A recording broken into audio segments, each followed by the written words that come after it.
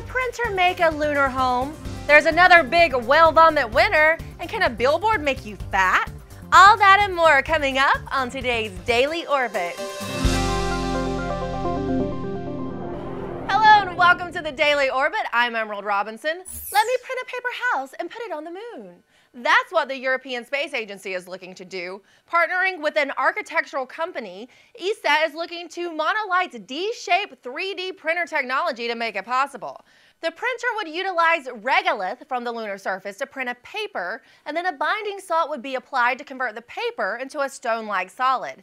This method would reduce the materials needed to be transported from Earth, making a lunar base more feasible. They're currently testing the process using basaltic rock from an Italian volcano.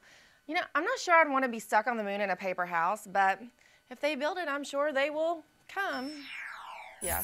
And it's starting to seem like finding a pile of whale vomit is like winning the lotto. Another lucky puke picker found ambergris on a beach in the UK. Not knowing what the yellow waxy substance was when his boxer Madge brought it back, the 48-year-old unemployed bloke went home and researched it on the internet, and cha-ching! Used in perfume making, this piece of ambergris could get the man as much as $150,000. Well, it looks like Daddy's getting a payday now, and that dog deserves an extra special doggy treat. Put down that hedgehog before you get infected. If you have a pet hedgehog, you might want to listen up. The CDC is blaming hedgehogs for the latest salmonella outbreak. The contaminated pets came from licensed breeders, and officials are now working to see if more diseased hedgehogs were sold. The CDC is recommending that if you have a pet hedgehog, to be sure to wash your hands thoroughly after petting it before you eat or handle food. I think that would be a given, right? Ooh, that looking at an owl's neck. That would be researchers from Johns Hopkins trying to discover how owls can turn their head almost 270 degrees in either direction. They found that the vessels under an owl's jawbone enlarge and pull blood to meet the energy needs of the brain during rotation, but contract when not in use. Owls have more space and holes of the vertebrae that allow arteries more room for movement. Hence, owls can turn their heads almost all the way around without dying while having a large field of vision, keeping their bodies still and not scaring off their prey.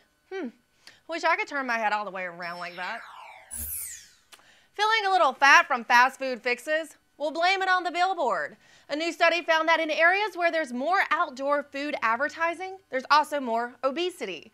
Looking at randomly selected census tracts from highly populated cities with an even distribution of high and low income, researchers found a correlation between more outside advertising and higher rates of obesity. They found that in an area of 5,000 people, if 30% of outdoor ads were devoted to food, then typically there were an additional 100 to 150 obese people than in areas with no food ads.